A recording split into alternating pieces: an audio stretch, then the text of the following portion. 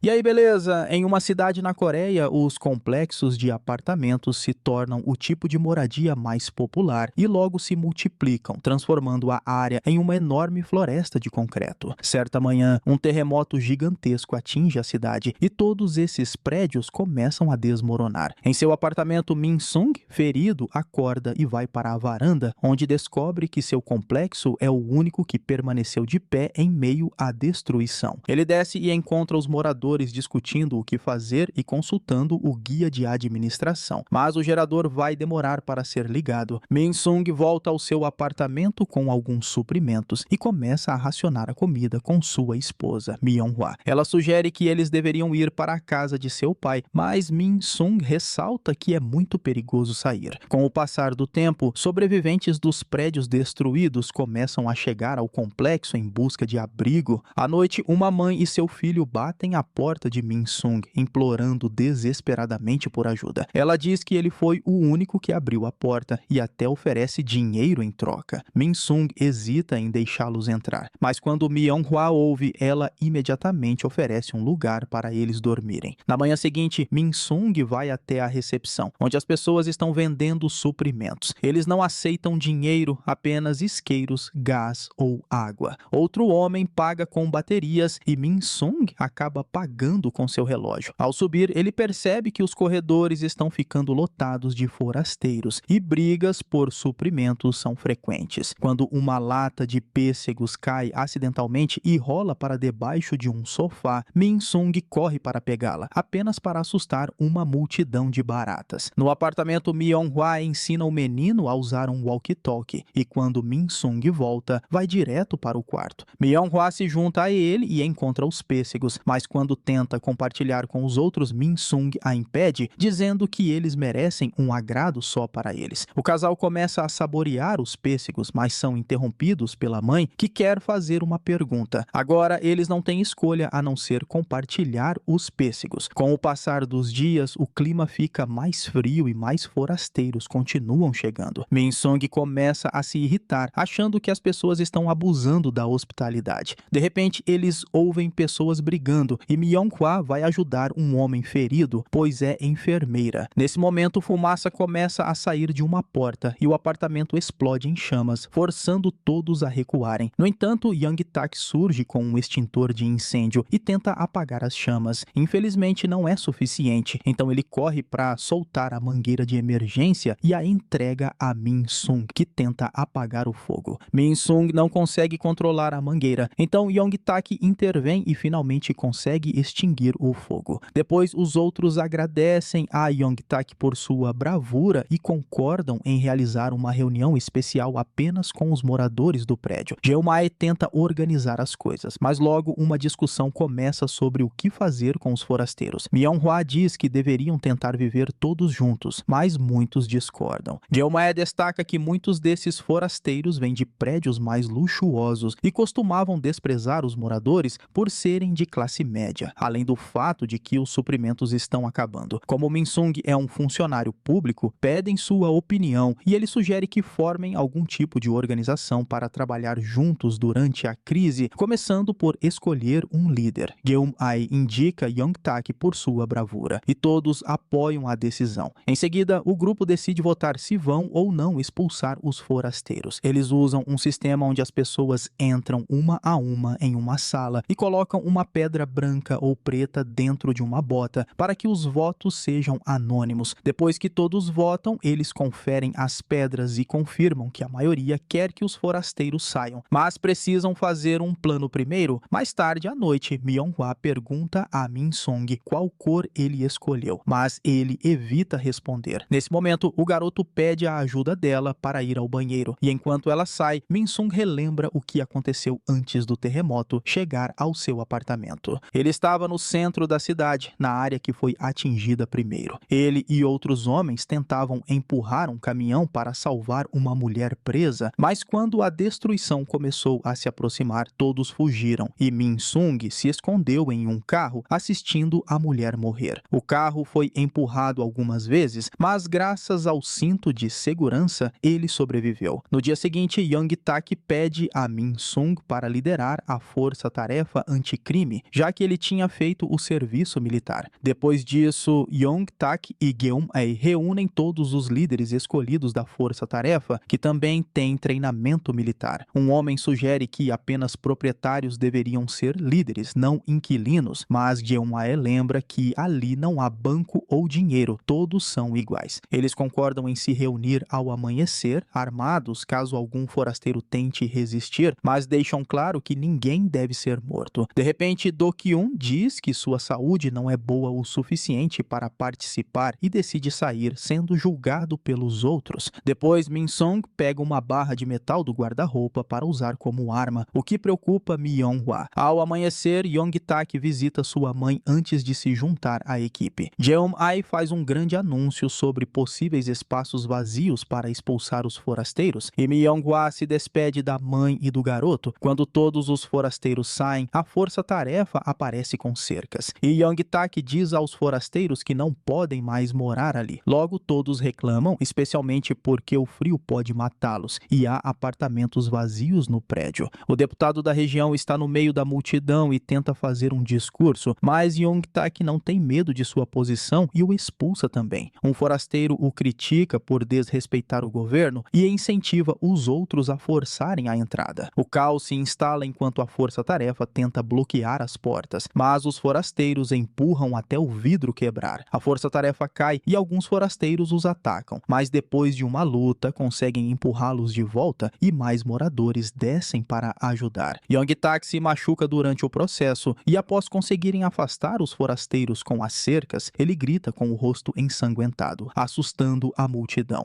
Nesse momento, alguns moradores começam a atirar pedras de seus apartamentos, fazendo os forasteiros fugirem. Todos comemoram, exceto Myung-hwa, que fica perturbada com toda a violência. Nos dias seguintes, os moradores trabalham juntos para reconstruir os danos e compartilhar os suprimentos. Eles também constroem um portão ao redor do complexo para impedir qualquer pessoa de entrar em seu território. Jeon-ae estabelece algumas regras. Apenas moradores podem viver ali. É proibido sair e entrar à vontade para evitar problemas. Não devem acender fogueiras e as rações são distribuídas de acordo com as contribuições de cada um. Com a falta de água, o lixo pessoal deve ser colocado em sacos e jogado em um buraco no chão. Várias forças-tarefas também são formadas para manter a organização. A força anticrime é responsável por patrulhas e manter a ordem, permitindo que qualquer homem com mais de 16 anos se junte. A força de rações distribui os suprimentos e a força de manutenção cuida dos reparos. Também há uma equipe médica que ajuda com os feridos. Todos ficam felizes em trabalhar juntos e melhorar o ambiente. Quando a falta de suprimentos se torna um problema, Min-sung e alguns homens deixam o complexo para procurar comida nas ruínas da cidade. Quanto mais eles avançam, mais corpos encontram no chão, incluindo o do deputado. De repente, os moradores veem uma explosão ao longe, mas felizmente o grupo volta em segurança. Eles trazem de volta um pouco de comida, mas a maior parte está mofada. A partir de então, o grupo de Min-sung sai todos os dias para verificar cada prédio no mapa. Quando encontram um complexo ainda em pé, só encontram corpos, todos resultado da violência humana. Eles trazem um pouco de comida, às vezes, mas nunca é suficiente, e sempre faltam suprimentos. Uma noite, enquanto estão fora, Yong-tak e Min-sung conversam assistindo a mais uma explosão à distância. E Min-sung comenta que acha que serão recompensados por todo o sofrimento que estão passando. Ele também menciona que Myung-hwa teve um aborto espontâneo no ano passado, o que explica sua necessidade de proteger o garoto. No complexo, Myung-hwa se surpreende ao ver o garoto na varanda vizinha, ainda com o walkie-talkie. Ela corre para pegar seu walkie-talkie e conversa com o garoto, descobrindo que Do-kyun está escondendo ele e sua mãe em seu apartamento. Enquanto isso, o grupo de salvamento encontra um túnel que dá acesso a uma nova área e encontram um supermercado. Quando tentam entrar, o dono aparece com uma arma, mandando-os embora. Enquanto Yong-tak tenta conversar com ele, Min-sung se aproxima por trás e o atinge, fazendo-o disparar a arma e acertar um dos membros da força-tarefa. O grupo imediatamente desarma o homem e um furioso Yong-tak o espanca. Em seguida, eles saqueiam a loja loja levando a comida e até os cachorros. Na saída, Min-sung percebe duas crianças chorando sobre o corpo do pai. Perto dali, um grupo de sobreviventes discute rumores sobre um paraíso de complexos, mas quando veem a equipe passar, ficam assustados e se escondem. Algum tempo depois, os moradores fazem uma festa especial ao ar livre para celebrar o ano novo, embora Myung-hwa ache que não é uma boa ideia. De repente, dois moradores se assustam ao ver algo se aproximando no escuro, mas é apenas uma mulher chamada Hye-won. Ela costumava morar ali com seus pais, mas saiu com a mãe após descobrirem que o pai havia traído a mãe. Seu apartamento era ao lado do de Young-tak, mas ela não se lembra dele. Como encontram provas de que ela realmente morou lá, a apresentam oficialmente aos outros moradores com uma recepção calorosa. Depois, a festa continua com karaokê, graças ao gerador estar ligado à máquina para a ocasião. Enquanto Young-tak canta, ele pensa no fato de que Hye-won não o reconheceu, e um flashback revela a verdade. Seu nome real era Se-byung e ele era motorista de táxi. Antes do terremoto, ele invadiu o apartamento do verdadeiro Yong-tak, que trabalhava em uma organização que enganava pessoas. Se-byung era uma de suas vítimas e queria seu dinheiro de volta. Mas quando Young-tak se recusou a ajudar, Se-byung o atacou. Young-tak conseguiu esfaqueá-lo, mas Se-byung o derrubou e o matou enchendo sua boca com pedras, enquanto a mãe de Young-tak assistia e tinha um ataque. Naquele momento, Se-byung recebeu uma ligação da esposa e da filha, que gritavam porque os cobradores de dívidas tinham ido tirar tudo da casa. Então, o terremoto aconteceu e como sua esposa já o odiava, Se-byung ficou e assumiu a identidade de Young-tak. Algum tempo depois, quando os moradores vão buscar suas rações semanais, ocorre uma discussão porque a comida é insuficiente. A força anticrime recebe mais comida do que os outros e um homem diz que é injusto, mostrando uma cicatriz que ganhou ao trabalhar nos reparos. Ele também acusa a força anticrime de serem assassinos, o que é ouvido por Myung-hwa. Jeon-mae encerra a discussão dizendo que se não gostarem, podem ir embora. Mais tarde, em privado, Myung-hwa pergunta a Min-sung se ele matou alguém. Min-sung diz que houve um incidente, mas o homem não morreu. No entanto, Myung-hwa fica enojada com essa violência e pede que ele não participe mais dessas buscas. Depois, Myung-hwa leva alguns de seus suprimentos extras para Do-kyun ajudar os forasteiros escondidos. Enquanto isso, Young-tak visita Hye-won com a desculpa de lhe trazer um aquecedor. Ele também pergunta se ela conhece sua mãe e quando ela diz que sim, Young-tak a encurrala contra a parede com uma voz ameaçadora. Ele pergunta se ela se lembra dele agora e Hye-won mente, dizendo que sim para se proteger. Momentos depois, Hye-won está sendo atendida por Myung-hwa, que pergunta como estão as coisas lá fora. Hye-won diz que é um inferno, mas há rumores de um grupo vivendo perto da estação. Quando outras mulheres na sala começam a fazer comentários, Hye-won as repreende por sua falsa esperança, apontando que há centenas de corpos lá fora que elas estão ignorando. As mulheres a criticam por ser rude e a acusam de se aproveitar do trabalho delas, já que chegou mais tarde. Elas também insultam o pai de Hye-won. Ferida, Hye-won sai pisando forte e quando Myung-hwa a segue, ela diz que todos ali são loucos porque Young-tak não é um verdadeiro morador, mas ainda assim o tratam bem, enquanto a rejeitam. A conversa é interrompida quando ouvem gritos. Descobriram o corpo de um morador que foi morto pelos forasteiros ao cruzar o portão sozinho. Os assassinos até deixaram uma mensagem com sangue dizendo que todos pagariam em breve. Isso lembra Young-tak de ter encontrado o corpo de sua filha nas ruínas da cidade, e ele imediatamente anuncia que haverá controle estrito sobre quem sai do complexo e o número de guardas será aumentado. Mais tarde à noite, Young-tak vai ao apartamento de Do-kyu e inspeciona tudo, dizendo que Do-kyu deveria doar a madeira dos móveis para queimar. Após abrir o guarda-roupa e todas as gavetas, ele levanta o colchão da cama e encontra a mãe e o garoto escondidos lá. Young-tak imediatamente os expulsa e pune Do-kyu por quebrar as regras, enquanto os outros moradores observam sem protestar. Então Young-tak informa Min-sung que sua esposa também estava envolvida. Depois, em privado, Min-sung repreende Myung-hwa por quase colocá-los em perigo. Myung-hwa fica enojada com essa atitude e diz a ele que Young-tak não é um morador, mas como ela não tem provas, Min-sung não acredita. Em seguida, Min-sung vai atrás de Yong-tak e se ajoelha para pedir desculpas. Então Yong-tak diz que ele deve trabalhar mais. No dia seguinte, a força anticrime fica ainda mais rigorosa. Eles visitam cada apartamento em busca de forasteiros e, se encontram algum, os expulsam e marcam a porta com tinta vermelha. Myung-hwa tenta levar secretamente alguns remédios para Do-kyu, mas ele se recusa a aceitá-los para evitar problemas. Quando a limpeza é concluída, Yong-tak faz com que os infratores peçam desculpas várias vezes de joelhos, anunciando que agora o prédio só tem moradores verdadeiros. Nesse momento, ouvem gritos e percebem que Do-kyu está na varanda. Após dizer que tudo aquilo está errado, ele se joga e morre. Mais tarde, enquanto os moradores queimam o corpo, um pequeno terremoto faz um prédio próximo desmoronar, quebrando um enorme tanque que finalmente fornece água novamente para todos. Enquanto todos comemoram, Myung-hwa se aproxima de Hye-won e pergunta mais detalhes sobre Young-tak. Antes de se mudar, Hye-won recebeu um pacote por engano e o levou ao vizinho, o verdadeiro Young-tak. Logo, Geum-ai se aproxima de Young-tak para dizer que eles agora têm água, mas estão quase sem comida. Young-tak anuncia que um novo grupo sairá em busca de suprimentos. Hye-won e Myung-hwa aproveitam a oportunidade para fazer um buraco na parede de Hye-won e invadir o apartamento de Young-tak. Elas procuram pistas, mas não encontram nada, pois Young-tak já havia se livrado de qualquer evidência. Prestes a desistirem, Hye-won percebe que a máquina de lavar está estranhamente selada. Elas abrem e ficam horrorizadas ao encontrar o corpo do verdadeiro Young-tak dentro. Enquanto isso, o grupo viaja mais longe do que nunca e finalmente encontra uma praça de alimentação destruída. A única entrada é um túnel apertado cheio de corpos e Min-sung se voluntaria para atravessá-lo. Min-sung se sente enojado pelos corpos e até pensa ter visto uma mão se mover, mas permanece firme e chega ao fim. Depois de quebrar um vidro, ele se alegra ao descobrir uma sala cheia de comida. O grupo trabalha rapidamente para retirar tudo, mas ao voltarem, Min-sung vê um prendedor de cabelo e o pega para sua esposa. De repente, pedaços de destroços em chamas começam a cair e eles correm para se proteger, mas um dos membros do grupo é atingido e morre. Após a chuva de destroços parar, o grupo retorna ao complexo com a comida e o corpo. Jeon-ae fica devastada ao ver seu filho morto e esbofeteia Young-tak por não tê-lo protegido como prometido. O momento é interrompido por Hye-won, que mostra a todos a identidade do verdadeiro Young-tak e faz alguns homens trazerem a máquina com o corpo. Todos entram em pânico, exigindo explicações, e Young-tak perde o controle, dizendo que deu sua vida pelo complexo e que eles não estariam ali sem ele. Ele também menciona que foi enganado, então o apartamento é tecnicamente dele. No entanto, ninguém o apoia e Geum-ae o repreende, inspirando todos a gritarem também. A multidão furiosa começa a empurrar Young-tak para expulsá-lo, mas ele consegue se desvencilhar e vai atrás de Hye-won, empurrando-a para dentro do buraco de excrementos. Nesse momento, Min-sung aparece com uma arma na mão, mas não consegue atirar, então Young-tak facilmente toma a arma dele. De repente, o portão começa a desmoronar e os forasteiros finalmente invadem em busca de vingança. Muitos homens ficam para lutar e Young-tak começa a atirar em várias pessoas, mas a maioria dos moradores foge. Myung-hwa e Min-sung se escondem em seu apartamento, mas alguém entra e ataca Min-sung,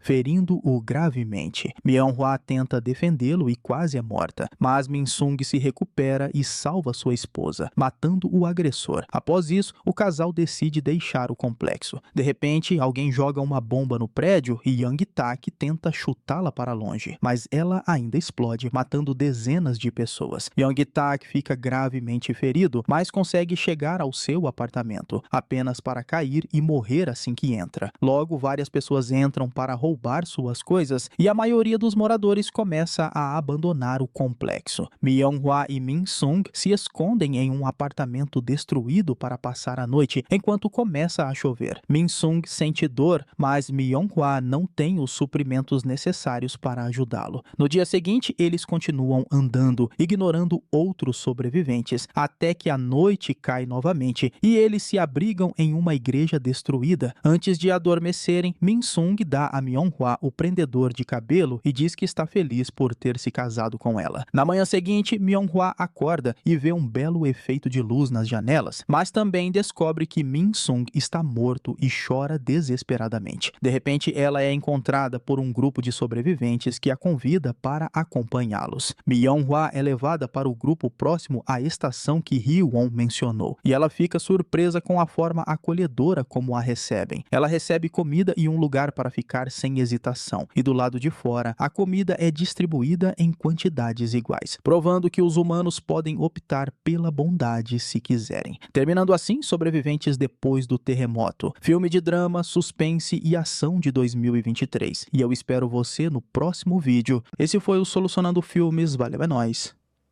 Fui!